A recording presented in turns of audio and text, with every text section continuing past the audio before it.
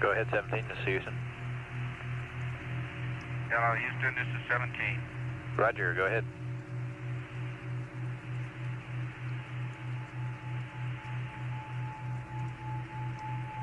Houston, go ahead.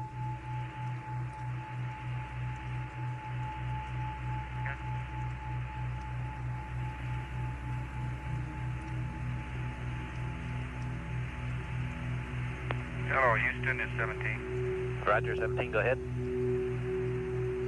Roger, 17, go ahead.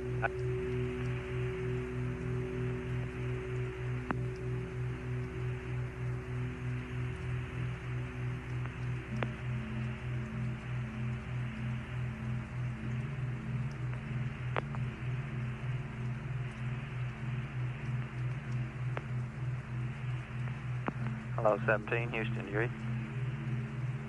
Honeysuckle Comtech, Houston Comtech, net 1. Goddard voice, Houston Comtech, net 1. Goddard voice. Roger, Goddard, I'm reading you loud and clear. Honeysuckle, I'm not getting to him. Hello, Houston, this is America, over. America, Houston, stand by. If you read us, don't change anything in the cockpit yet. 17, Honeysuckle. Roger, Honeysuckle, I read Hello, you. Honeysuckle, 17's reading you loud and clear. Roger, we have a comm outage. I'll be right with you. Okay, very fine. How are things down there today? Fine, your weather report was beautiful. The call this morning. Your country looks beautiful from here.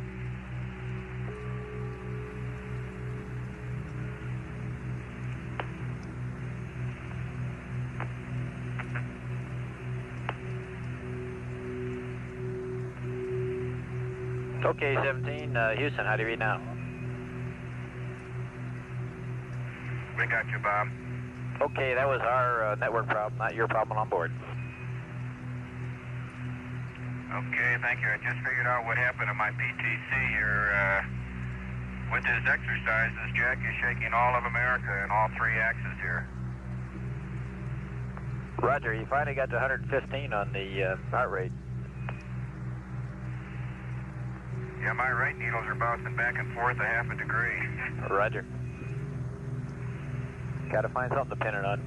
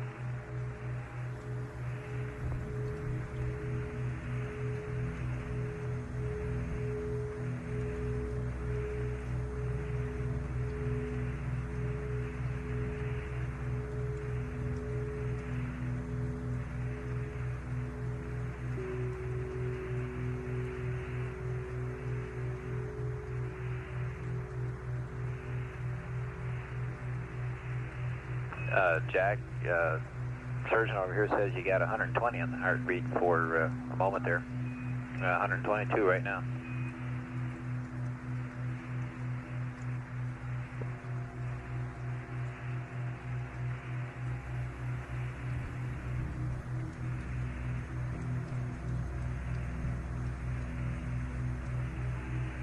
Okay, 130, Jack, 130.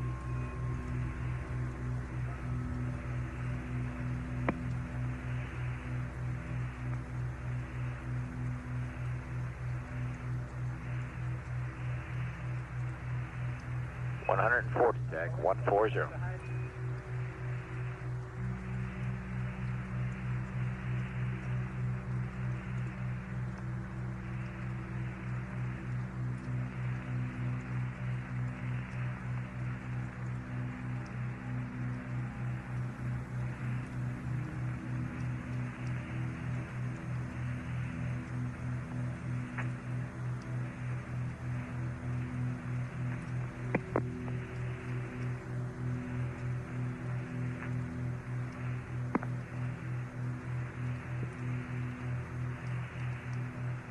The numbers reported to Jack Schmidt by Capcom are his heart rate. You heard him report a heart rate up to about 140 beats per minute, as Jack is apparently continuing to exercise vigorously with the onboard exerciser. This is aimed, among other things, at keeping the cardiovascular system, which tends to get lazy in zero gravity, in condition.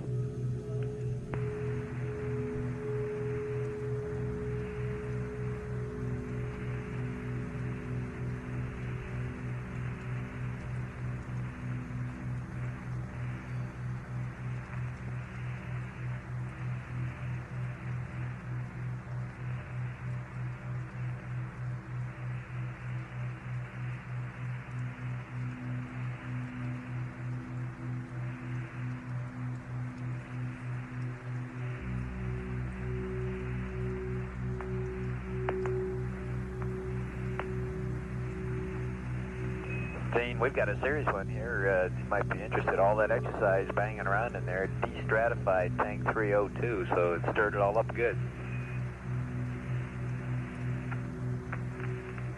Yeah. Glad we brought him along then. We found some use for him. Once an ecom, always an ecom.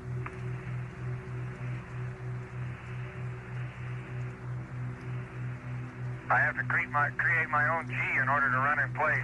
Roger.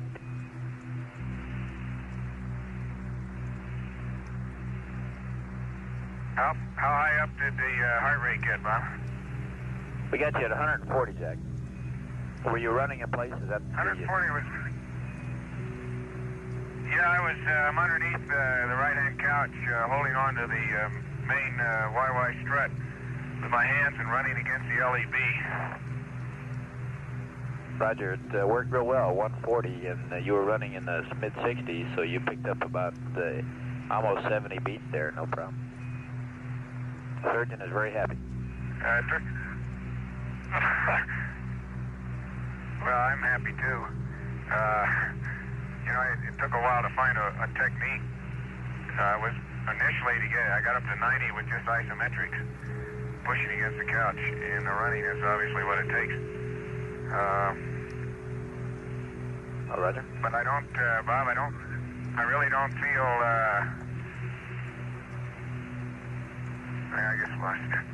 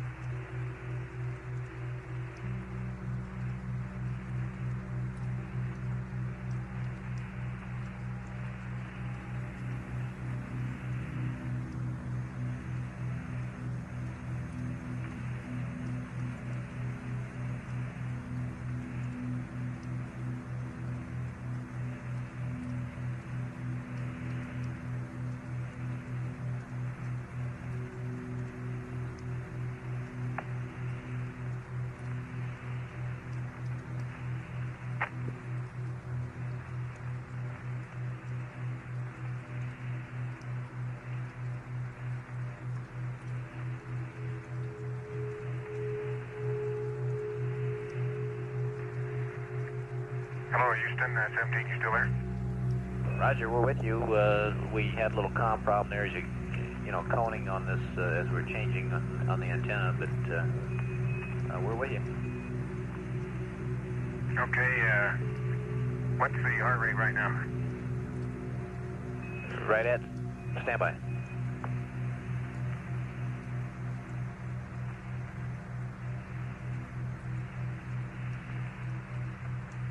We had a data dropout, Jack, that's why I'm holding on.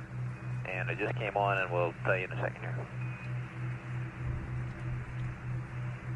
About 60, Jack, right about 60 even. Okay, that's where I was when I started, so that's, you certainly recover fast. I don't know whether that's faster than in 1G or not. Well, we're happy with it, or the surgeon's happy with it, so it's good.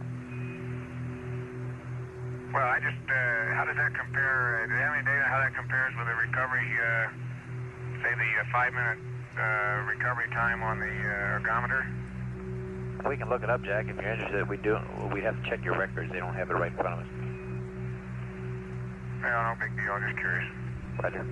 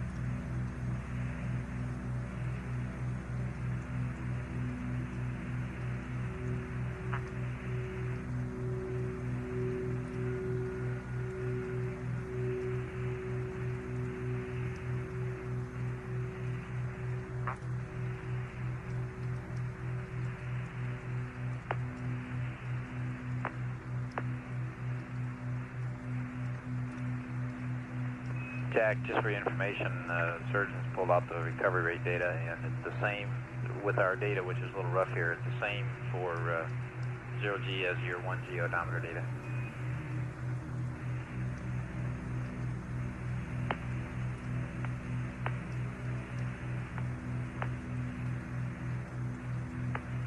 Okay, that's very interesting. Roger.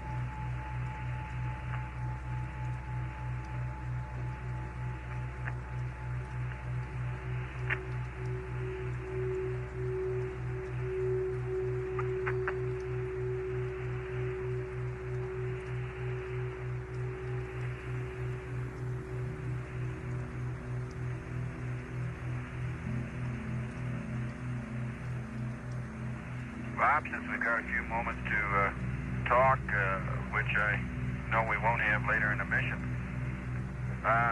something I don't ever remember happening, but it's happening now on the windows.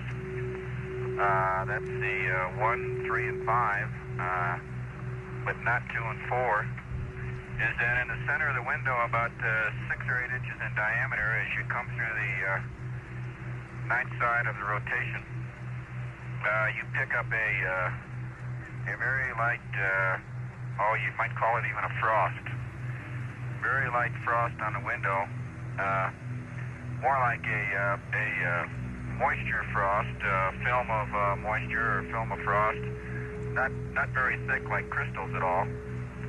As you come through the sunlight, it tends to sublime away, but you never fully lose it until you go back into darkness again. The very artistic, definite ice crystals that we had on my number 1 window over here yesterday, I think we reported to you this morning that they were gone or they sublimed away. But the impression they left on the window is still there. It's very sharp and it's very evident. Roger, we copy that.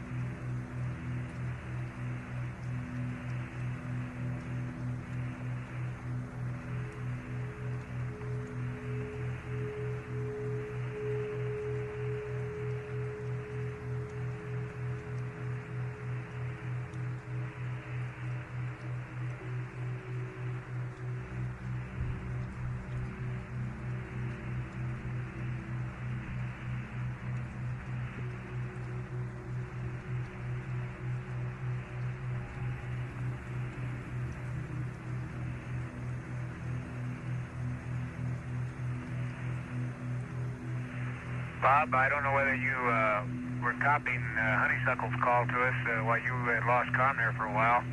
Roger, we copy. But they said that they had... Okay.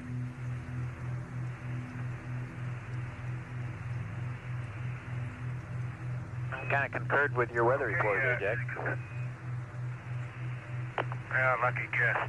I might say that the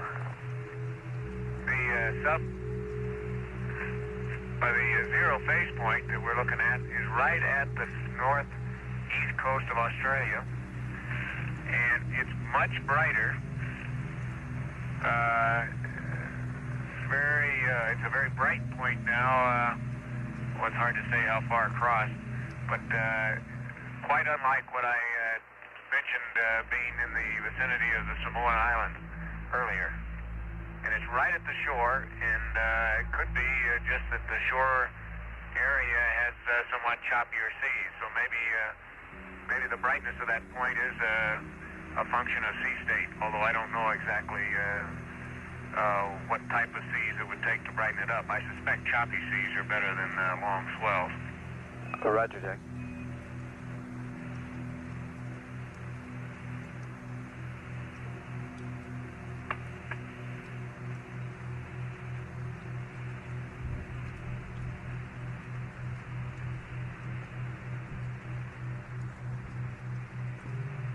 That front seems to have slowed down its progress. It's about in the same position, possibly slightly farther north than when I started talking about it this morning. The wave that seems to be developing off the south west coast of New Zealand is much more pronounced than it was. Definitely seems to now have a slight cyclonic pattern, clockwise pattern, and I wouldn't be surprised if next couple days that moves along the front over towards Sydney, and maybe a little farther north than that Brisbane's probably more likely. Roger, Jack. Yeah, except I got the movement wrong again.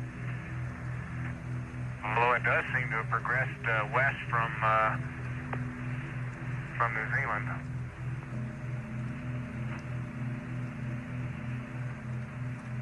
Roger. I take back what I said about forecasting Sydney's weather. I think I would suspect that would move to the northeast. Like, now that I look, it seems like an earlier front, which is partly dissipated, had the same kind of motion, and now lies considerably north and east of the one I've been talking about. Roger.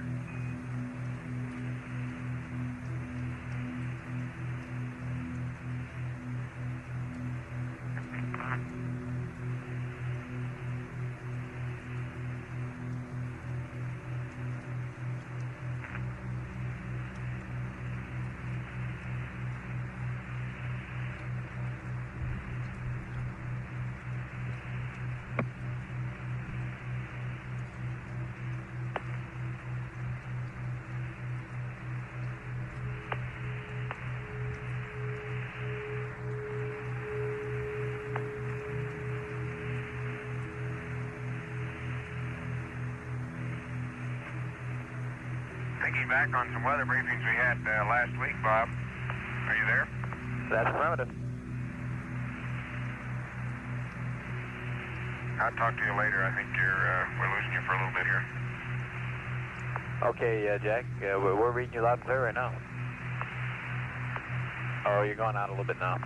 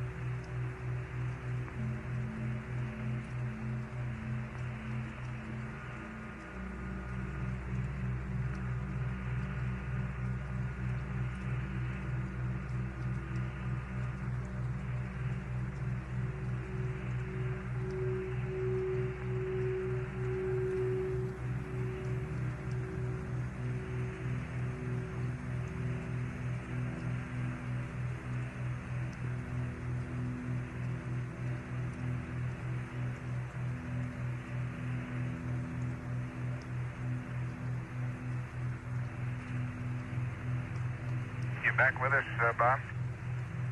That's affirmative.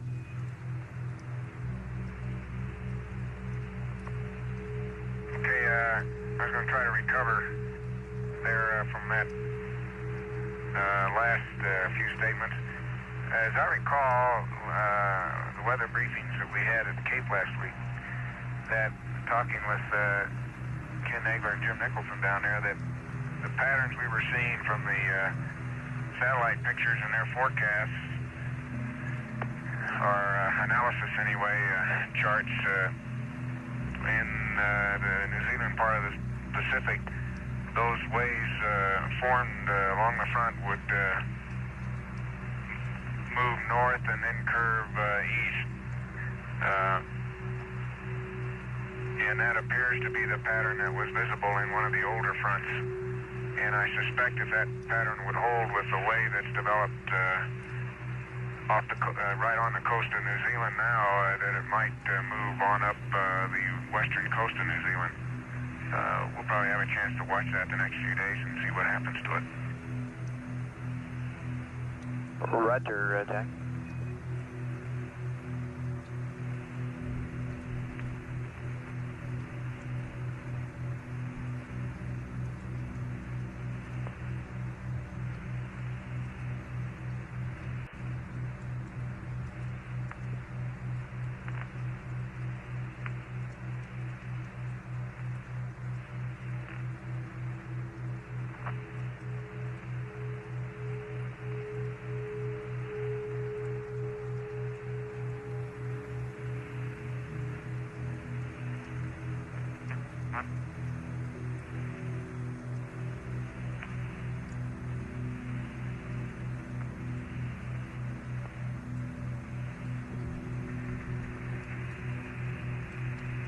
Houston, how are you reading now?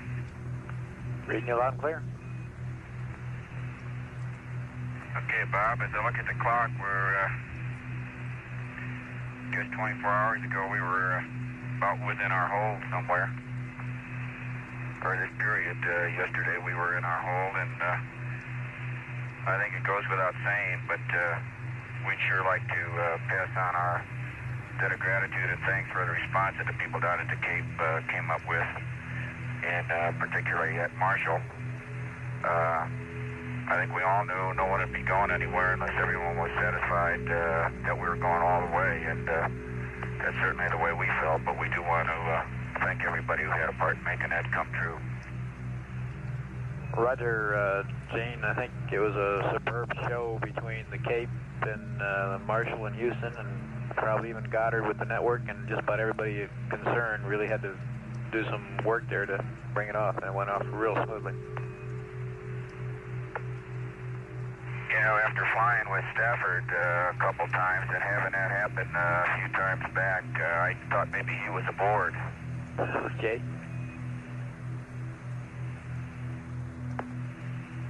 I think that was the first for getting the Saturn V to 30 seconds before ignition, and or rather actually 30 seconds before liftoff and holding there. It got mighty quiet on board about 30 seconds. I sure imagine. We all felt like old hands the second time around, though. Roger. Bob, I've been in that 30-second count one other time, and it's no different the second time around. Roger. But we do appreciate the work, and I think it's typical of what made this manned space program such a super program, the response of people like that. We concur with that, Gene, wholeheartedly.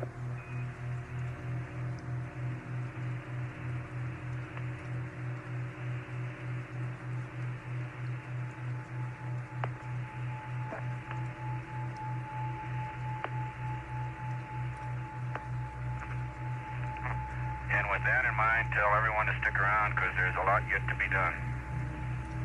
You better believe it.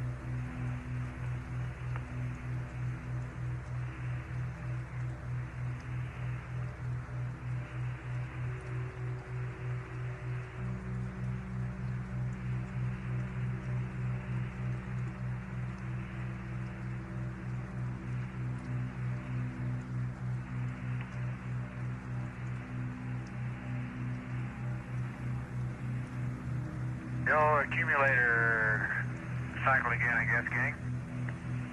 Roger, we're seeing it.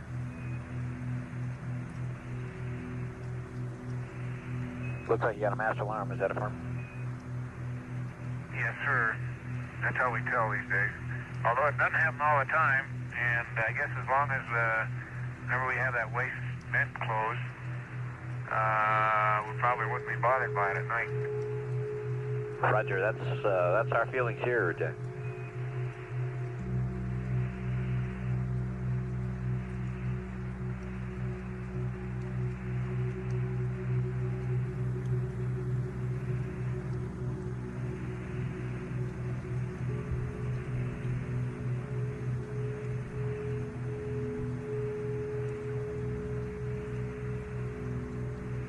Say, Gene and Ron, I talked to your fowls on the phone here a little while ago, and they gave me a very interesting observation you might appreciate. They were standing close to some water when launched, and they noticed that when the booster lit up, something scared all the fish because the water literally began to boil with fish jumping from the light, I guess, or from the shock wave, something. It was made a very distinct impression because that's the first thing both of them told me about. That's pretty neat.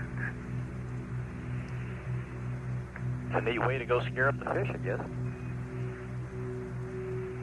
Right.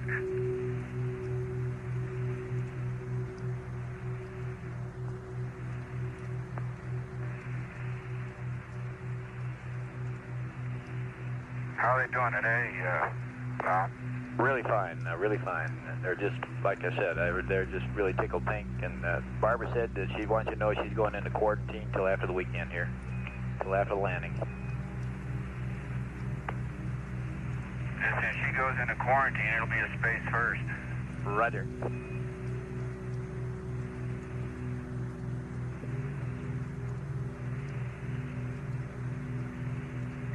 You got to be careful now. You know what to tell them. Go ahead, Bob. You got to be careful now. The hot boxes are open. The hot lines are open at the houses there, so everything you say is being listened to.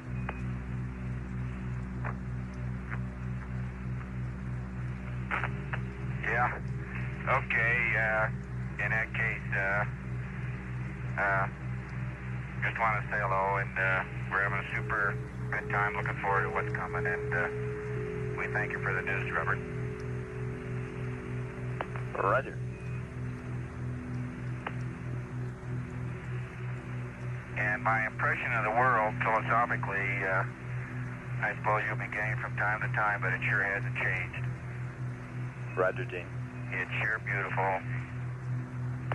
It's sure beautiful, and looking back at it, there's several billion people who have got a lot to work for, because it's one of the most beautiful sights we've ever seen here.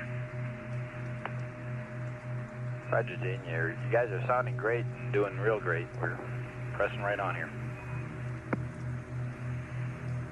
I just want to emphasize, Bob, that these first 2 days, of course, yesterday was a pretty good day, but today we're catching up, and as I say on the food consumption, don't be expecting too much. Roger.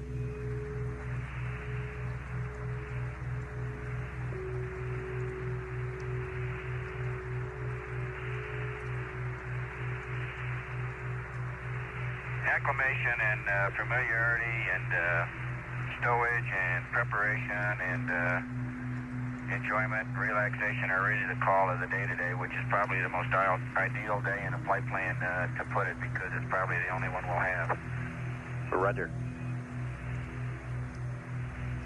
Not that they aren't all going to be enjoyable.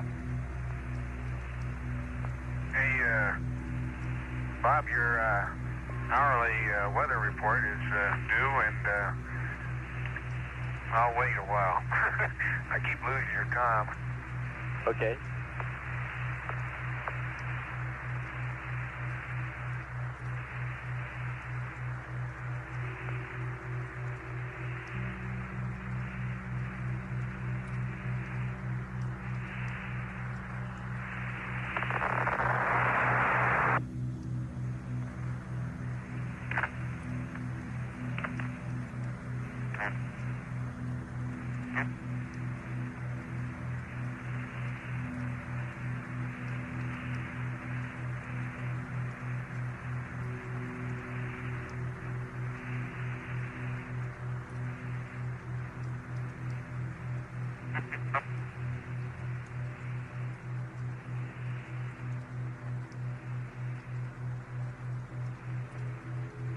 Bob, you there? Roger, Jack. We're standing by. Okay, I had a quick look and just bring you up to date. We're starting to be able to see the coast of Asia.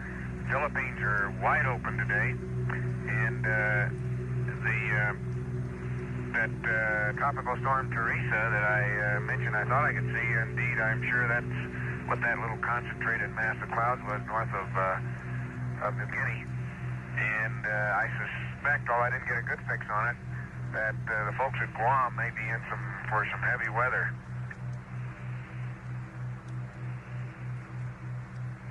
Roger.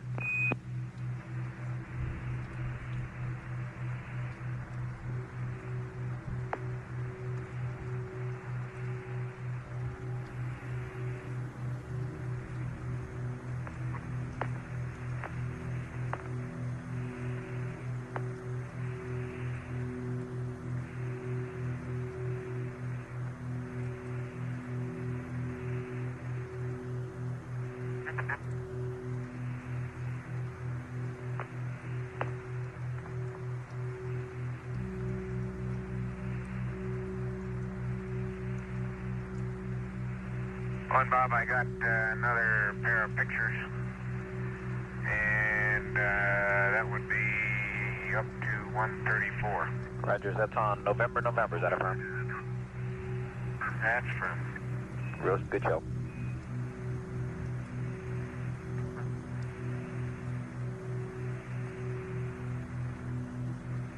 And that was taken last pass about 10 minutes ago, if you want to keep track of the GET.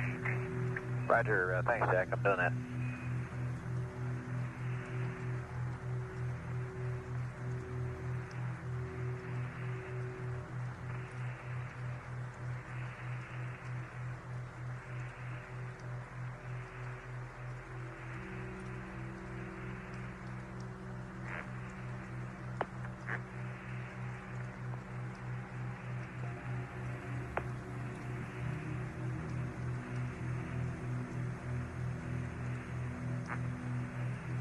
Just for some information for Ron in particular, we've evaluated the data from the mapping camera and the pan camera cycling there, and it looks real good. Everything looks right normal.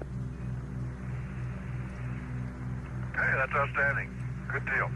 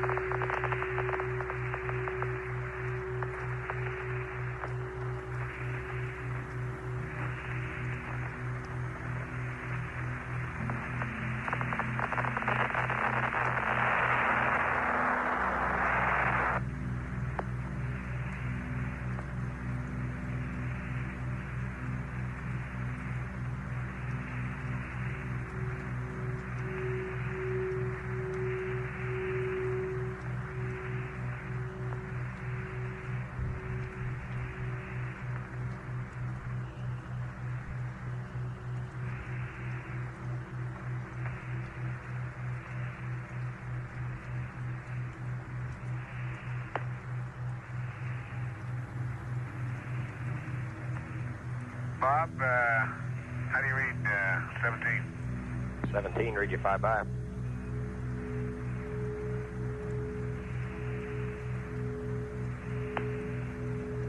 That's the strangest sounding Bob I ever heard. He's taking a short break. Okay, good. Nice to talk with you. Hey, I don't know whether you were around, Gene, the other day when I was talking about the circulation patterns around Antarctica. We were looking then at the Indian Ocean, or actually South Atlantic and the Indian Ocean region. And you see the same pattern at about the same latitude, say 60 degrees south, where all the linear cloud patterns, which presumably reflect the various cold fronts, are arcuate with their convex sides, or more actually almost pointed sides, all lined up in a west to east direction around that latitude. It's quite a spectacular period circulation pattern. And the little wave that I mentioned on New Zealand seems to be beginning to form another arrow or another convex point on that front that's fitting right into the same circulation pattern. Okay, copy. That would make 4 of those major convex fronts that I can see from this view crossing south of Australia up into the South Pacific. Okay.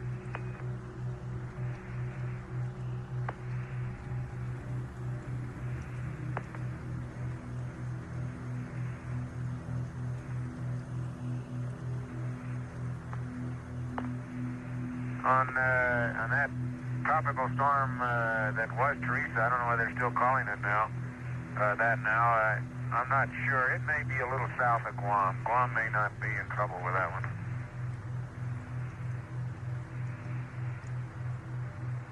It looks like it's just a bit to the west of Manila there. About 5 or 6 degrees, or more than that about.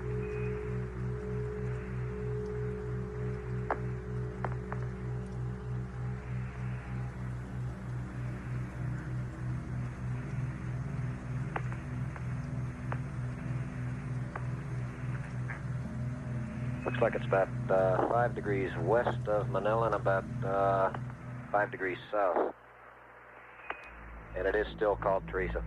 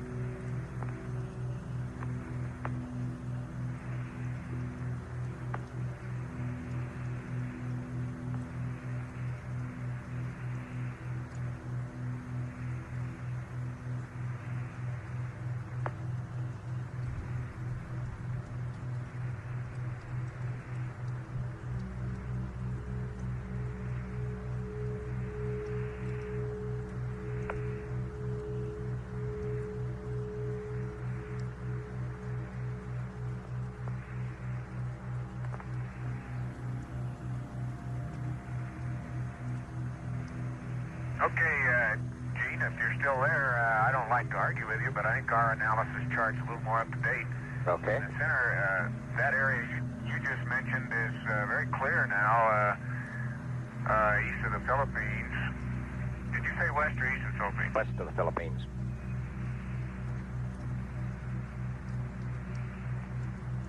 Okay, that area that you mentioned, 5 degrees east, is very clear. And the center of the what appears to be the storm that I'm speaking of would be about 142 longitude and maybe 8 degrees north latitude, Okay. which would put it south of Guam. Okay, yeah, you're over in the area between Guam and the Carolines then. Say again, Gene? You're over in the area between Guam and the Carolines then. You're saying it'd be just about due west of the Caroline Islands. Okay. Yeah, you're probably looking at I don't know, maybe a 12-hour-old Prague or something? Yeah, that's the one I had for launch day. Okay, well, it's moved quite a bit now, and I guess it's the same storm. Still seems to be very well organized, but quite concentrated and small. Huh?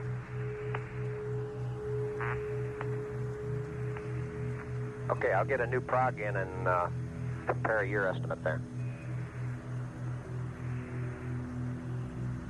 Yeah, I think that's pretty good. Those 142 and 8 degrees would be pretty good center of that storm.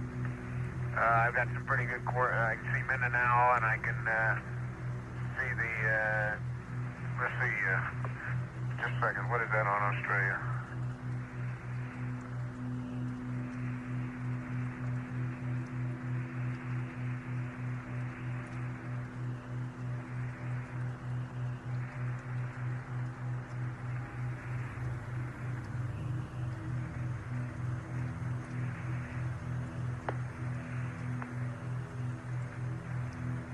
Yeah, of course, that's Port Moresby. I can see that point there, and between those two, I can pin that down probably within a couple degrees. Okay. We'll get a satellite photo and bring it in here in just a bit.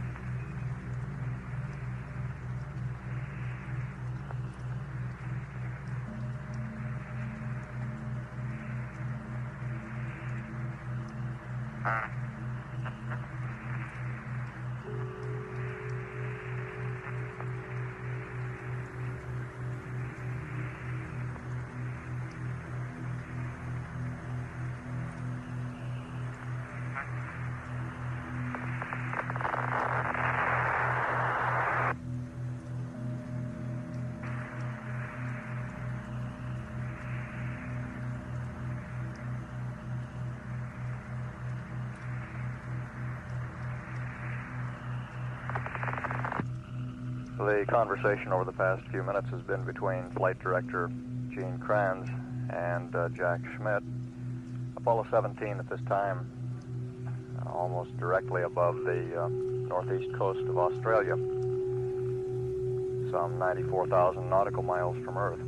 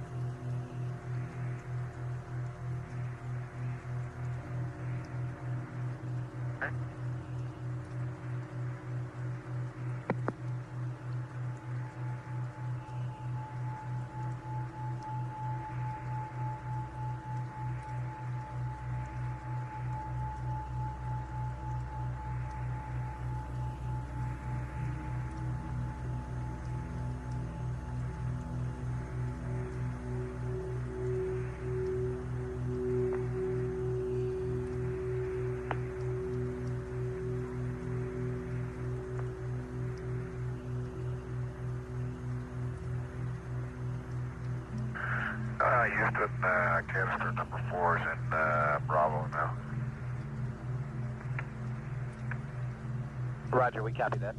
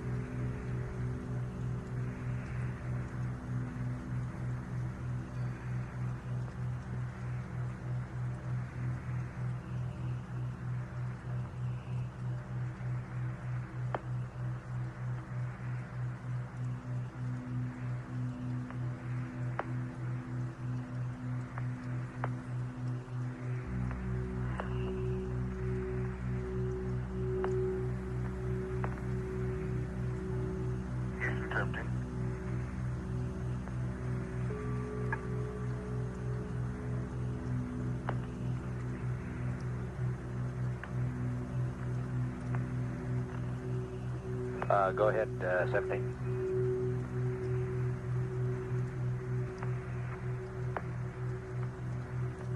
Okay, Bob. It's that storm just off the southwest coast of New Zealand is still intensifying and has both high and low level clouds, as you can see by shadow lines. It looks like it may grow into a pretty fair storm system. Borneo is very clear today, and as is the Philippines, and I mentioned, there's looks like a very strong frontal system that stretches from, let's say the south coast of, or southeast coast of Vietnam, between and across Taiwan, between the Philippines and Taiwan, and across Taiwan, and right along, and I can't tell, I think just south of Japan.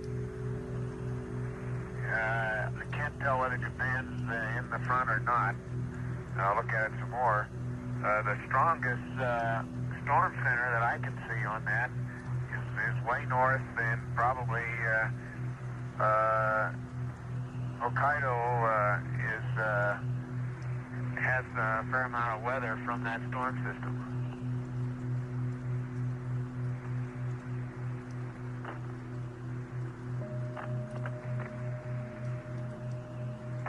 There seems to be a tropical depression just north of Borneo. A very strong circulation system north of Borneo, and I guess just south of Vietnam. Roger. Probably southeast.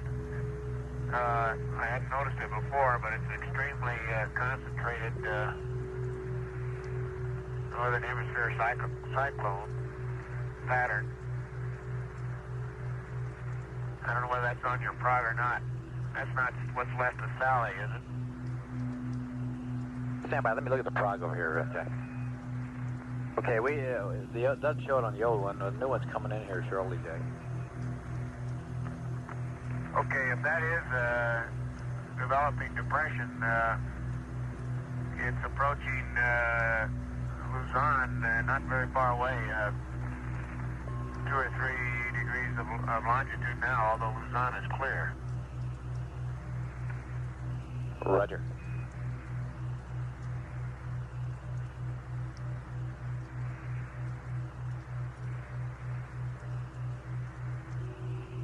I can see Korea quite well, Bob. It's clear today. Yeah, we've got the front, the leading edge of the front on our prog was past Korea and on Japan, and you've got it moving quite a bit further east there. Well, I'm not absolutely sure. Master alarm on the accumulator. Roger, we copy. I can't make out Japan specifically yet, but it's clearly past Korea, and by inspection, it looks like it would be also past Japan by now, the trailing edge of the front. However, the circulation center on farther northeast may be affecting Hokkaido, as I said. Roger, like I said, the front on the old prog for yesterday showed that front on the other side of Japan, so it moved across pretty well.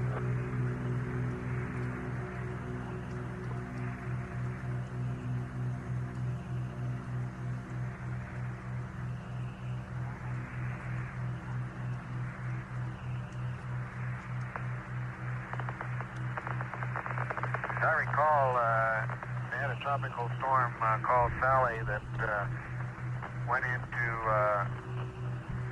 a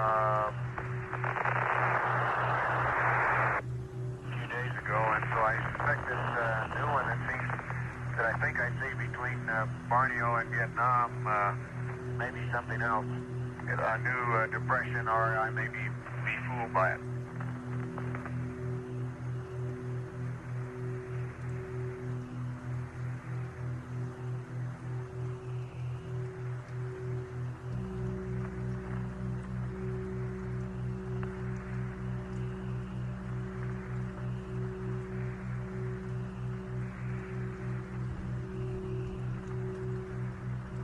Mainland China, Bob, was the last pass here. I can't see the Earth now, but mainland China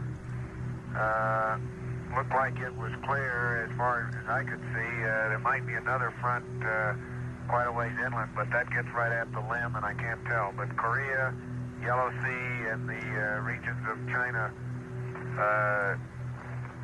south of there, Shanghai and Nanking, and those places are. Look as if they're quite clear today. I'll check that again next time around. Roger.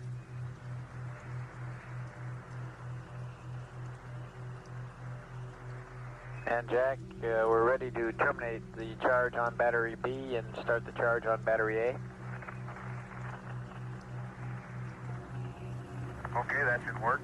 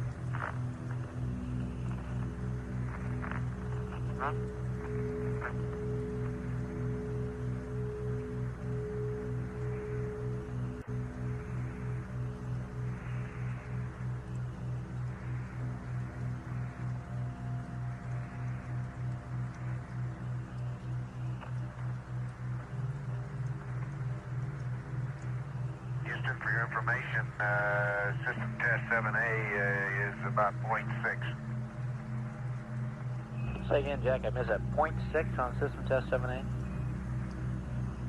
That's from battery compartment pressure. Thank you, Jack.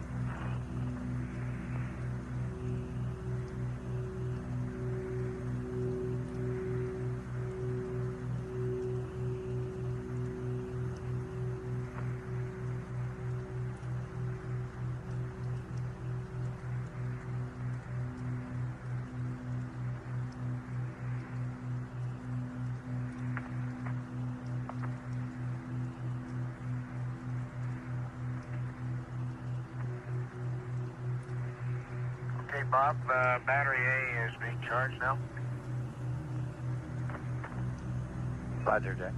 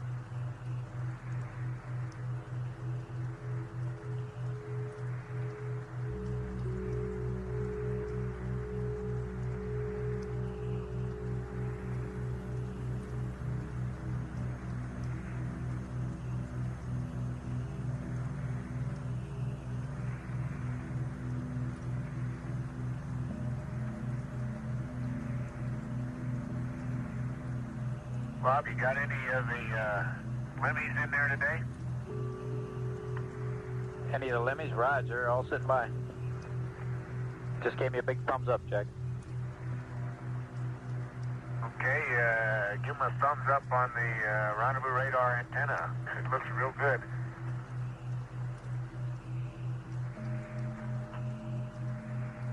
Roger.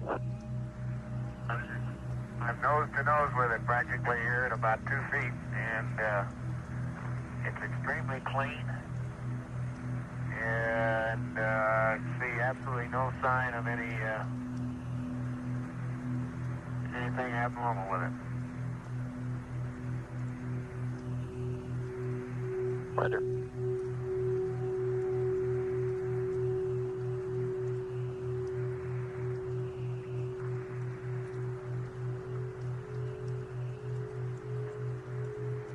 Matter of fact, compared to some of the flaking problems and things like that we've heard about in the past, I never saw a cleaner piece of hardware than that limb looks right now. Roger.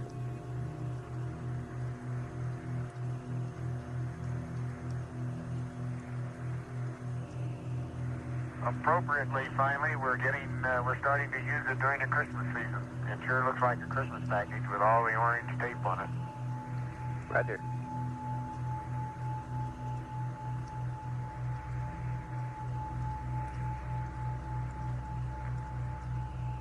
Ron, we got your noun 05. Okay, I'll go ahead and accept that one this time.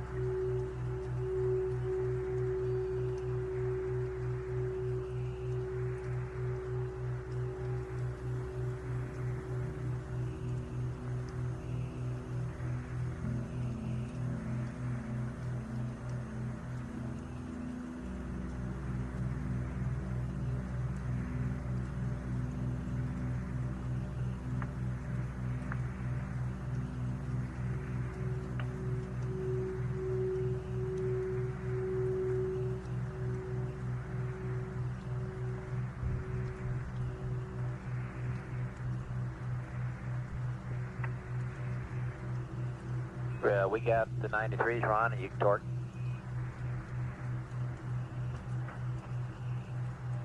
Okay, I'll torque it to 940.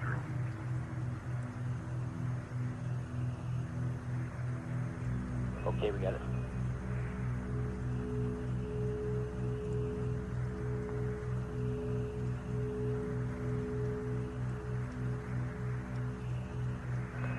And Jack, we've been looking at our records. We don't have a previous system test reading for 7 Alpha. Do you recall of any previous readings on that one?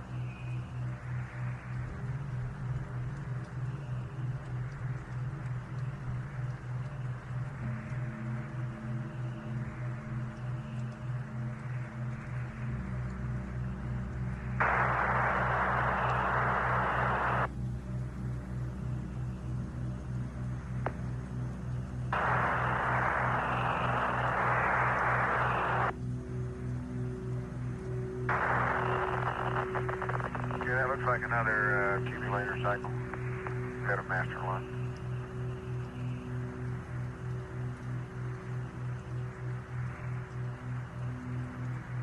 We dropped data just in, Jack, so we can't concur or confirm it. Yeah, it's exactly the right time. Right?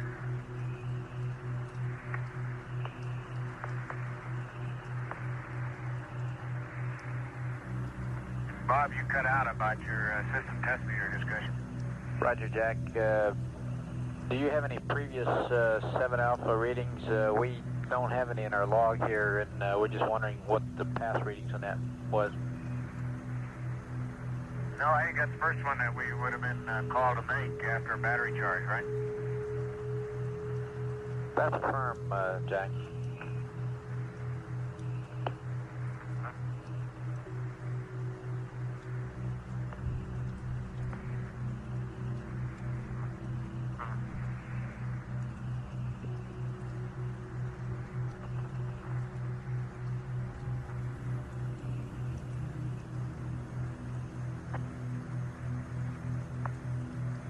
No. Go ahead, Jack. you're coming in very weak. Well, I didn't intend to be transmitting. We were just discussing the battery vent and things. We may have missed something in the dump checklist. We'll check it out. No, sir, we don't think so. We just thought maybe you might have read it earlier. Oh, yeah, you want the battery vent. It should be closed now, right? Stand by, Jack. Okay, Ron says it ought to be open. That's So, affirmed. let me check It should the be open. There's no question about that. It should be open. Okay, it's open. No problem, Jack. It should be open, but the value appears a bit low to us, and we'd like to read it again before you go to sleep. We may want to close it.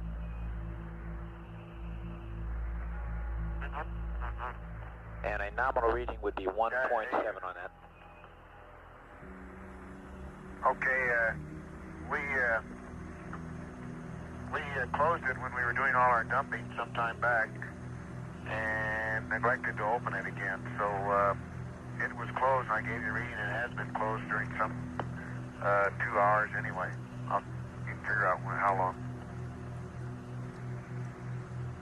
Okay, we copy that.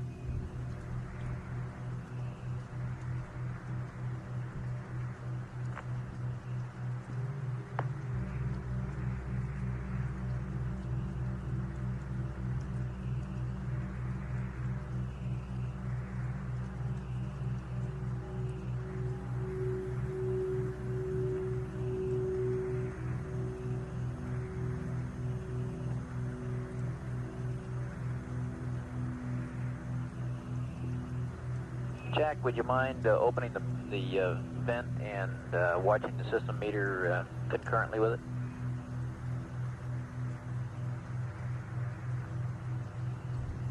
Stand by.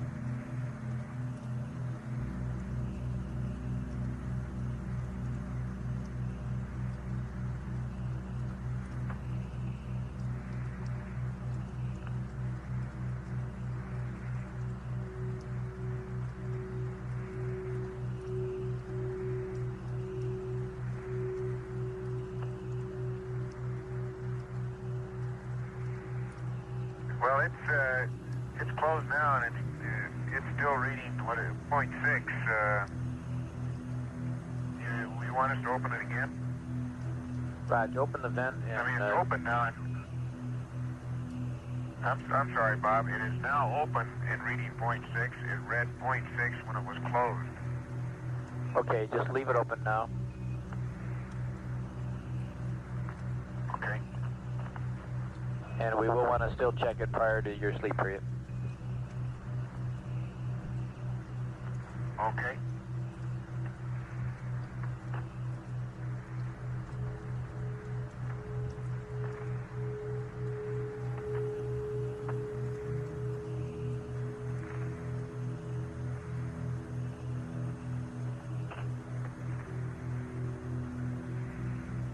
Okay, Bob, a little update on the coast of Asia. It looks like some residual cloudiness would be affecting the Busan region of Korea. And also, that's residual after the frontal passage. And it looks like maybe Shanghai, after all, may have some storms associated with it, but it's really hard to pick out exactly the exact coastline of Asia. But there are some clouds in the Yellow Sea behind the front. Look like they might be possibly some high cirrus as well. Jack, do you still see that storm that you said was sitting between Guam and...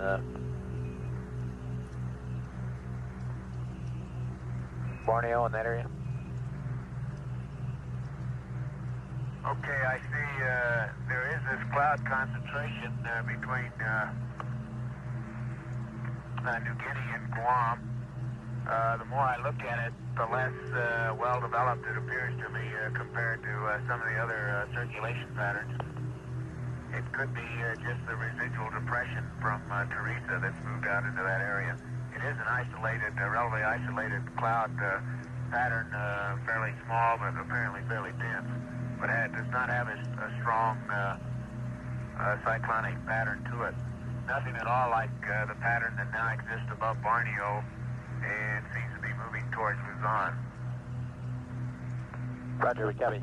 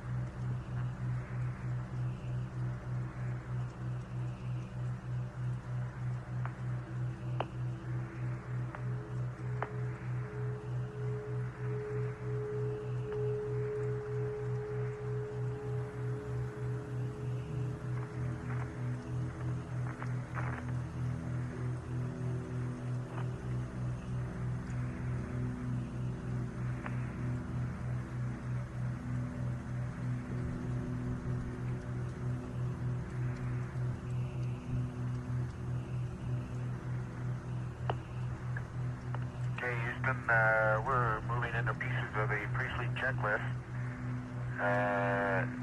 Here's some onboard readouts for you. Battery C is 37.0. Pyrobat A 37.2. Pyrobat B 37.2. RCSA 9.5. Bravo 9.4. Charlie 9.4. Delta is 9.6.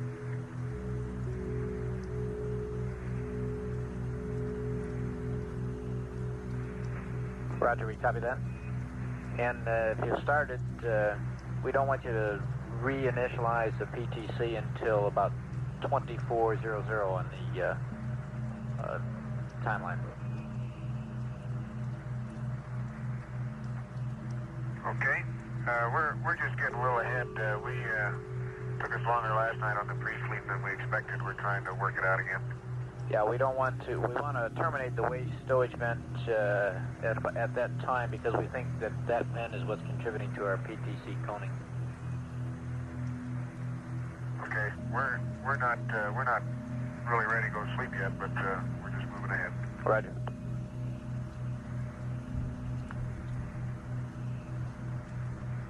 And if it's okay, I'll cycle the H2 fans. Roger, we're standing by.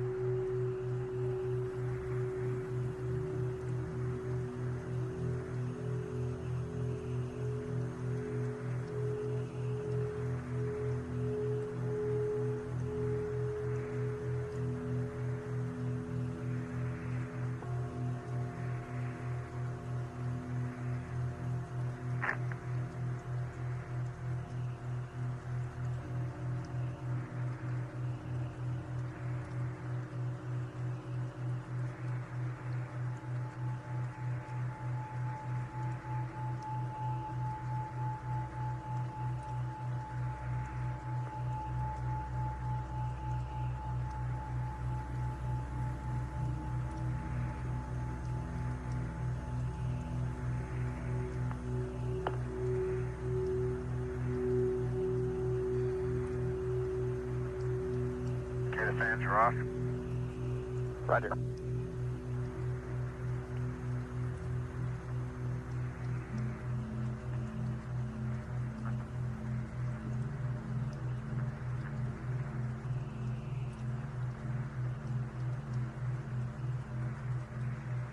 This is Apollo Control at 23 hours 25 minutes. The crew has completed realigning the inertial measurement platform, a platform used as a stable reference. The spacecraft guidance control system uses it as a reference in determining its own attitude. They've also been charging the two entry batteries that are used during peak electrical loads of liftoff, and then are recharged during the translunar coast when the fuel cells are producing a surplus of electrical energy. They've recharged one of those two batteries and are in the process of recharging the second one at this time.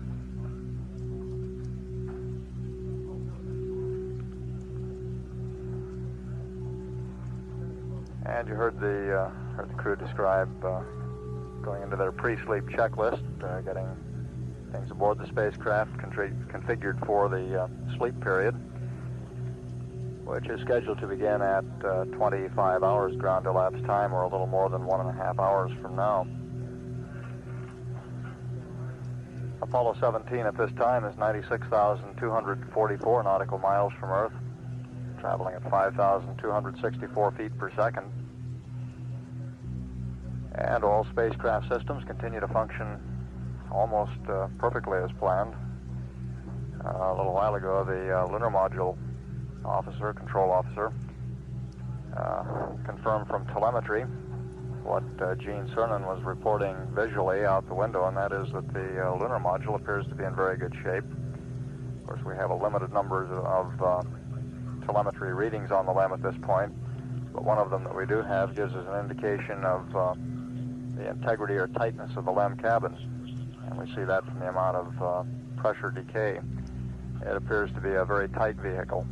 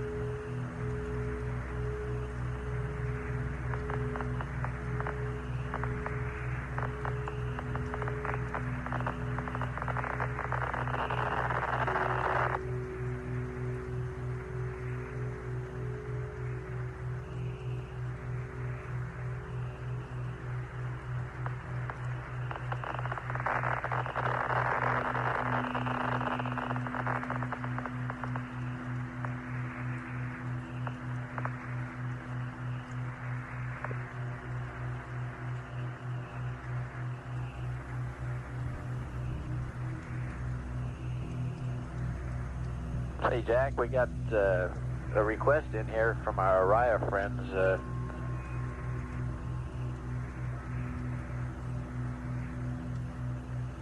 Go ahead. They were just wondering if you're looking out that way, if you could give them some sort of an update of what the weather in the Wake Island, Kwajalein, the south of the Wake area looks like. Okay, let me work on that one. Okay.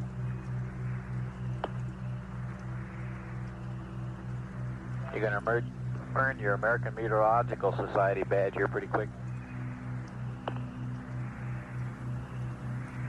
Okay, let me get the binocular and we'll look at Wake Island.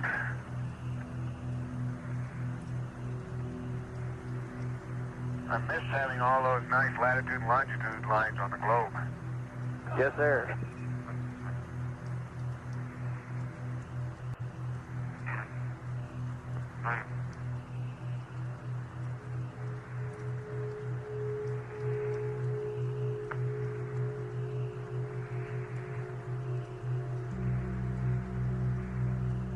The Araya friends that Capcom Robert Overmyer was referring to are the crews of the Apollo range instrumented aircraft used in supplementing the manned spaceflight network coverage. They'll be leaving from Patrick Air Force Base prior to the end of the mission and flying into the Wake Island area to be on station during Apollo 17's re-entry and splashdown.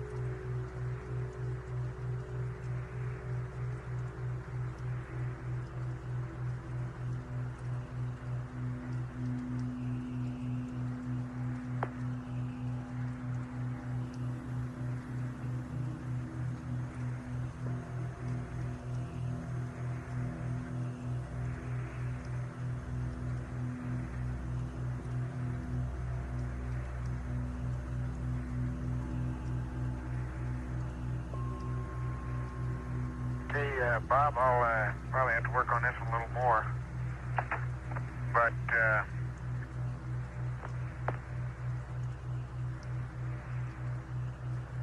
it looks like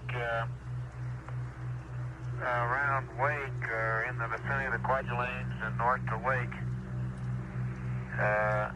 about all you have is a lot of cloudiness, although, and in a generally, or a wide part of that Pacific, and I'm talking about 15 or 20 degrees of longitude and latitude, there's a roughly a clockwise circulation pattern, but the clouds do not look very dense or concentrated in any one area. And it leading off to the south east from that general cloud mass, their cyclonic or anticyclonic cloud mass is one of the old fronts, or at least one of the old linear cloud patterns that extends down into the South Pacific.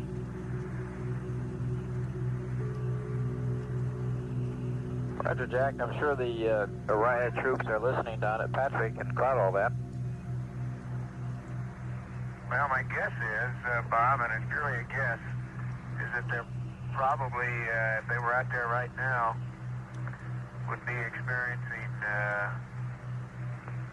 intermediate layer clouds with scattered showers and not too strongly developed circulation system, so I can't predict the winds, but I wouldn't expect them to be anything what might be down associated with the remnants of the tropical depression Teresa. Now that Teresa, what's left of it, if I'm correct in picking it out there, probably is moving in that direction, although it looks weak enough that right now I don't think it'll be any big problem, and it may in fact go south of there. Roger, the frog I got in my hand for 3-hour-old weather has Teresa located just about in the Manila area. Did you concur with that, or do you think it passed the Philippines?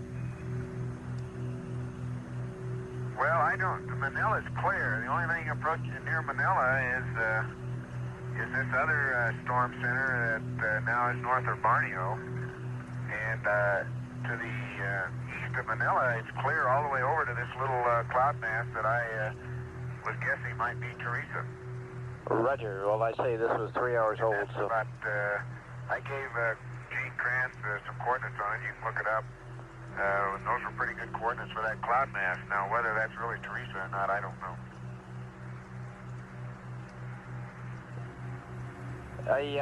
We got one thing for the last couple hours here, we've been getting high bitrate data through our new facility, at Tidbin Villa. Tidbin Villa is through a 210 dish, and they're covering the first... Between Wake and the Kwajalein, Marshall Islands, in that area, it doesn't look like a very concentrated weather pattern, although it looks like you'll have ceilings in that region, and they're overcast ceilings rather than broken, except around the fringes of it. Roger. We'll keep an eye on it, of course.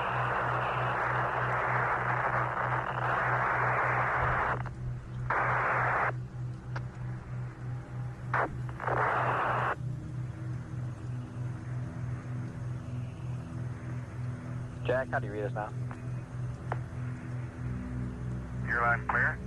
Okay, 17, for the last 2 hours, we've been getting high bitrate data from a new facility, the facility at Tidbin Villa, and they're working their first Apollo flight ever. You might give them a cheery hello.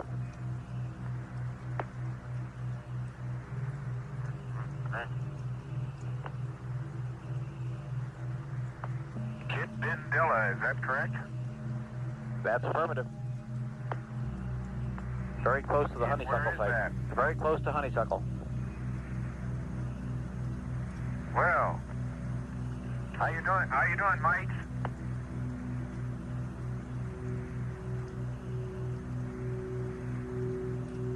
We certainly appreciate you guys being on the loop for this one.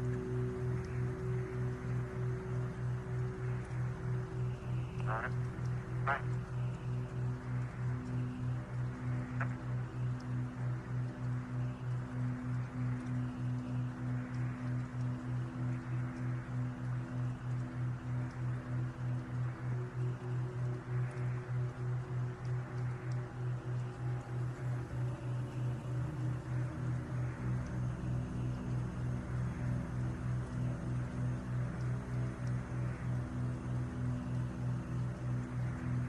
That new 210-foot dish antenna at Tidbinbilla, which is near Honeysuckle Creek, which in turn is near Canberra,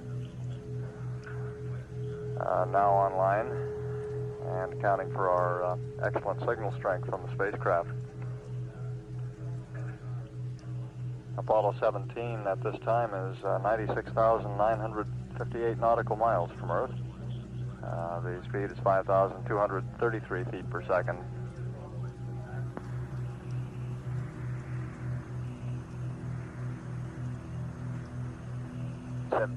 Houston, we'd like accept and we'll update your gyro drift, the pitch roll and yaw drift. Okay, you got accept and poo. Roger.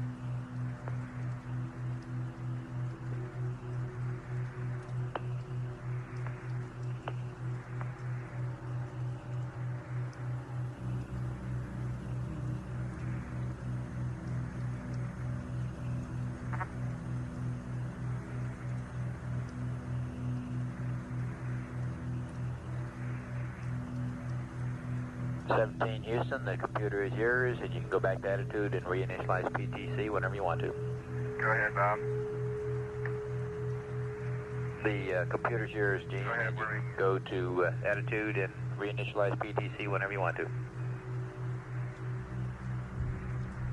Okay, did you mean to leave the computer with verb 21 down on 1 up? Roger, that's your computer with that as you got it. Okay, that's right, that's 1462. Okay.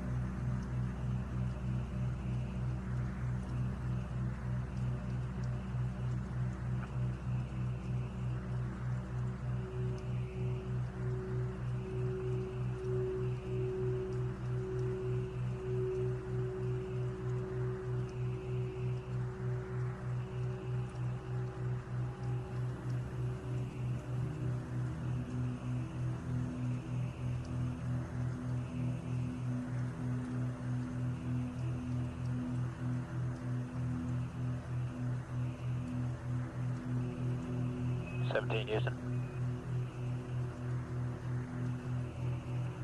Roger, go ahead. Right, we've got a recommended configuration for your H2 fans and H2 heaters.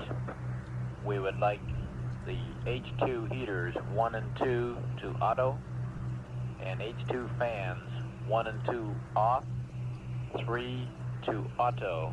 Your O2 heaters look good.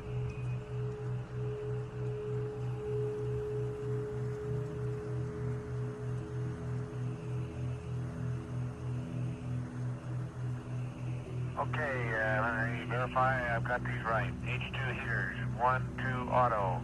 O2 heaters, 1 off, 2 off, 3 auto. H2 fans.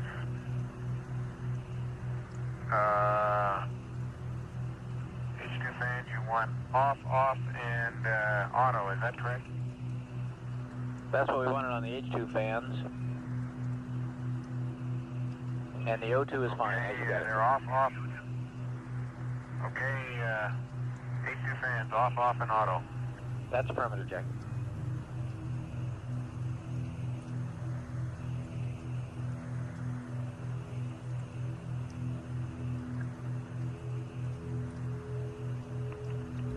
Okay, Bob, I just cleaned the seat circuit return valve screen here. It was probably as expected, a little crud on it. A few things have collected, but really not too bad. Roger, Gene.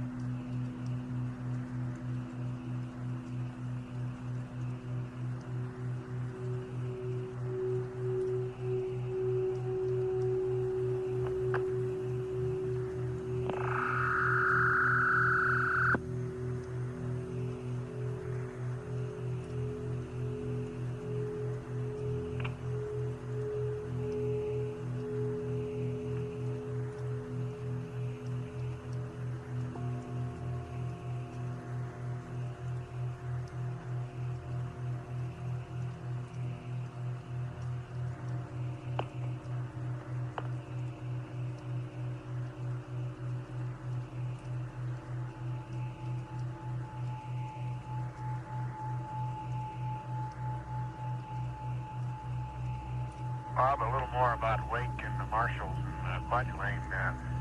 That large pattern of what appear to be broken to overcast clouds in a clockwise circulation pattern crosses the equator region now that I'm trying to project that through. Roger, Jack.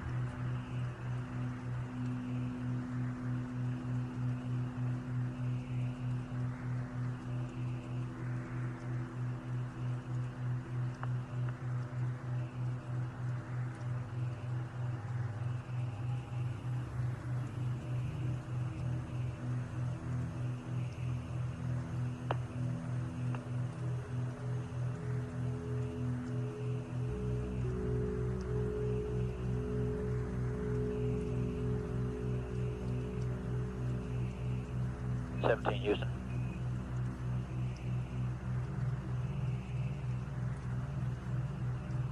17, go ahead. Roger, Ron. When you stop the present roll on the PTC to reinitialize, pick a roll angle of 315 or 130 for stopping so that we have good comm during the damping period. Okay, 315 or 120, okay. 130, Ron. Okay. 315 or 130. Roger, that'll give us good comm to watch the data on the damping. Okay.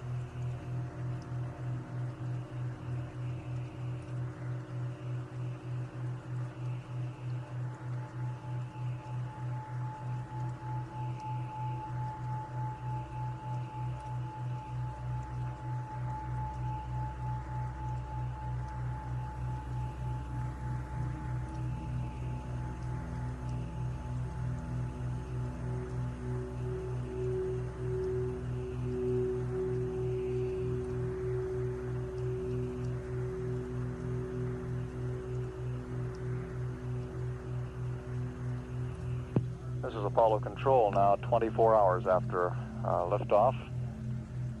And Apollo 17, 97,917 nautical miles from Earth.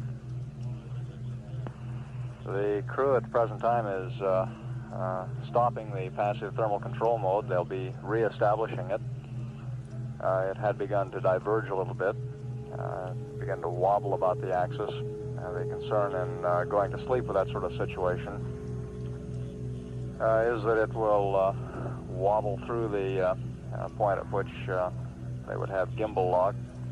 And of course we would wake them up before then, but in order to avoid having to disturb the crew's sleep, they like to get the passive thermal control very stable so that it'll hold up during the entire sleep period. And how do you read? Read you loud and clear, 17. Okay, we're at 300. You want us to go to 315 yet, or is 300 going to be okay? That's good enough, Gene. And we'd like you to close your waistband at this time, please.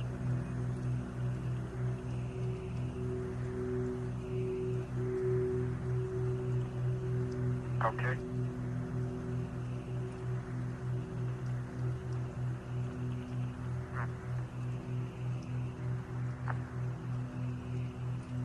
Okay, it's closed now. Roger.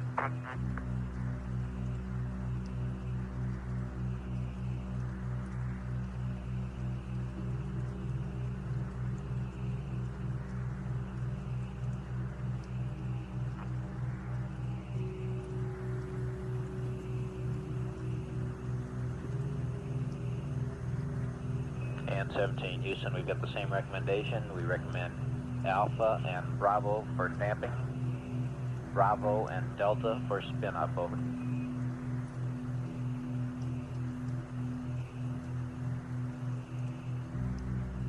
So it's Alpha and Bravo for damping and Bravo and Delta for spin up. That's affirmative.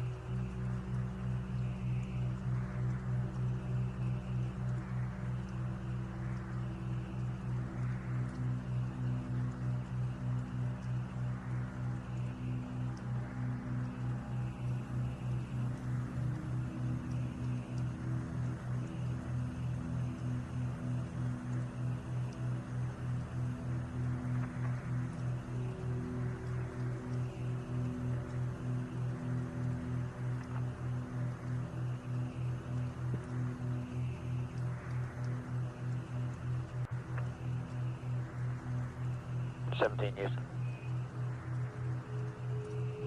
Go ahead.